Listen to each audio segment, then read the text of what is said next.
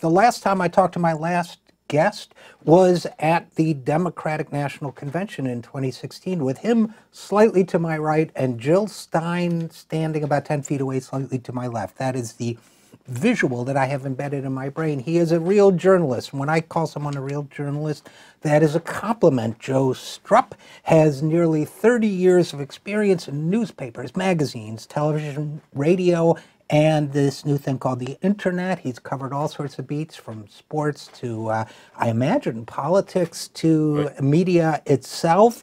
And he's done great work in that area at Media Matters, among other places. And he's got a new book out, which is really interesting and a good read. It's called Killing Journalism: How Greed, Laziness, and Donald Trump Are Destroying News and How We Can Save It, which is a subject very close to my heart. So first of all, Joe, thanks for coming back on the program.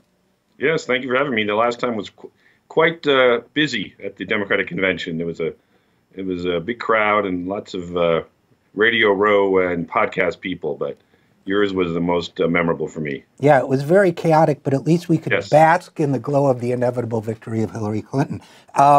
Sorry. So let me ask you, Joe. I mean, there are a million pretty obvious answers to this question, but I got to ask it anyway. But what inspired you to write this book? Well, good question. As you said, I've been a reporter a long time.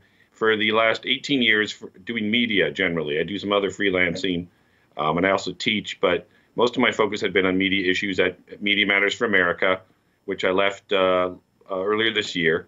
And prior to that, I was an editor and publisher magazine, which covered the newspaper business, but obviously went into other areas of journalism. And during that time, I was always covering the real problems with journalism, a lot of it cutbacks, job cuts, resources being diminished, people really building up an animosity against the press. And I always thought in an unfair manner that as even before Donald Trump came in with his fake news claims that, of course, mostly are unfounded, there was a growing anti-press sentiment.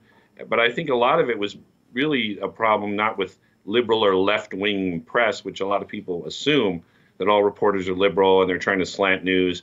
My contention is that's not the case. Even if a lot of reporters are liberal in their thinking and their views, they're professionals, as I believe I am, as I believe you are, as I believe most are, that really want to just get the news out, get the information out.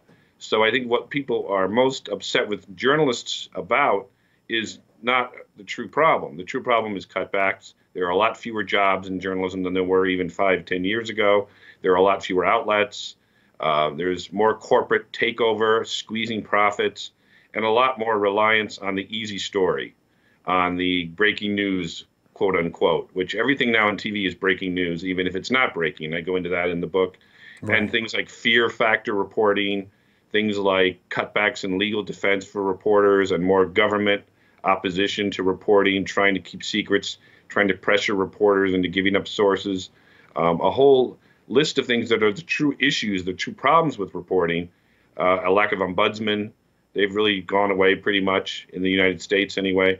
So all these things are the real problems, I believe. And then, of course, you pile Donald Trump on top of it, which is why I list him in the subtitle, as part of the problem, not the entire problem, but part of the problem, and probably the most recent and notable problem. So it's a lot of different things. Trump gets the attention because he is Trump, because he's the most vocal. And his opposition is so dangerous because he takes basic, real, accurate reporting and just dismisses it out of hand with, of course, no real basis, and a lot of his followers believe it, and that hurts the credibility as well. So all these things were being covered by me and others for years, and I just wanted to sort of organize it in a way that I thought could present it to people in an understandable approach to see what really is the problem with news coverage, and it's not really what a lot of them think it is. You know, I think this is obviously such an important topic, and it's obviously one that's so close to my heart. Even somebody like me, and I always call myself an advocacy journalist, meaning I have strong opinions, I express them. But to me, a journalist, number one, first and foremost, is someone who's just addicted to curiosity. and just has to know the answer, number one. And number two, my test of who's a journalist and who isn't, and it gets blurred sometimes with internet and blogging, and sometimes bloggers get hired by news outlets like myself, for example. But, to me, the test is always, if I get a fact wrong, or if a journalist I know gets a fact wrong, even if it's something simple, like I called it the second annual convention, and it was the third annual convention, I go into a deep clinical depression for 3 or 4 days. I mean, I just can't stand it. And that sort of adherence to the truth at all costs, whether it helps my political point of view or hurts it, that to me is the other test of a journalist. And I feel that when we get into the whole question of people decrying fake news and all that's been spewed out by the alt-right, and Donald Trump delegitimizing or insulting real news, Joe, I feel like one of the key pieces of this to me is exactly what you talk about in your book, which is because of budget cutbacks and other things, what constitutes mainstream news has gotten so fragile. It's like we're not investing in the work that gives it substance enough. So it's easier for people to believe when something true is reported and Donald Trump calls it a lie. People don't see the journalists writing about the things that affect their lives and explaining them to them because of all these cutbacks. And it makes them more susceptible to either fake news or to a Trump-like argument that real news is fake. Does that make any sense to you? No, I think you're right. And I agree. I'm the same way as a reporter. I hate getting things wrong. One of the things I do like about the internet is you can correct a lot of things instantly on the internet. Not completely, but more quickly than waiting till the next day's paper. And I think most of the good news outlets do that. You don't see that as much on the right, Fox News and others. Even when they're trying to accurately report in some cases, they get it wrong. There's very little correction. I think on the mainstream and maybe left-leaning outlets, if something's incorrect, they want to correct it. And there's studies done that I cite in the book that people are more trustworthy of a news outlet when they do correct things. There's a feeling among some that, well, if we correct it, people will think that we get things wrong. But in reality, the thinking is in surveys and studies, people trust you more when you admit a mistake and correct it. They know next time you'll make sure to get it right. The Houston Chronicle a few weeks ago had a mini scandal where they had a reporter who was making up sources, man on the street kinds of sources, and they found out about it. They corrected it, and they went on. And you really didn't hear much about it because of the way it was handled. Reliable sources on CNN mentioned something, but they had the editor on to explain it. It was corrected.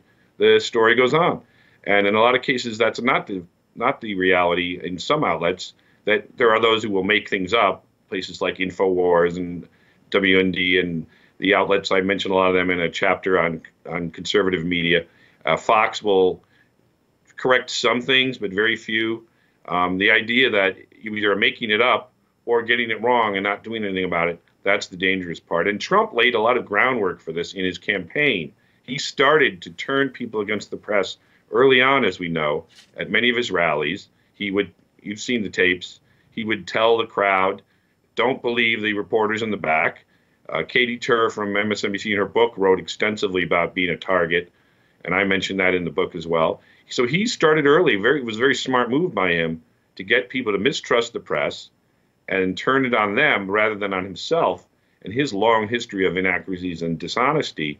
And of course, you look at places like PolitiFact, which fact checks politicians and others, they continue to give about a consistent 70% either false or their high pants on fire ranking among the worst ever. Most other politicians run in the 20-25% range, and many of their false statements are minor or quickly corrected. In Trump's case, it's well above anyone else, and people don't want to hear that. They want to hear Trump.